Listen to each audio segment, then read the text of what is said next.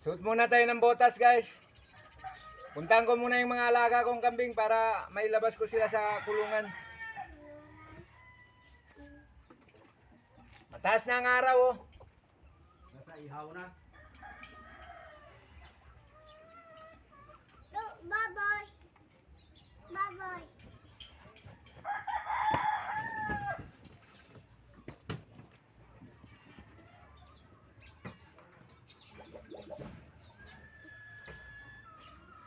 Suot muna tayo ng botas para proteksyon sa mga matatalas na matutulis na pwede natin tapakan. Tsaka proteksyon din to sa ahas, guys.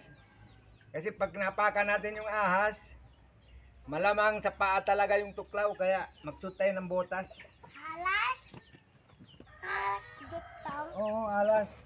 Hanggang dito na lang, guys. Magkita na lang tayo doon sa mga alaga ko.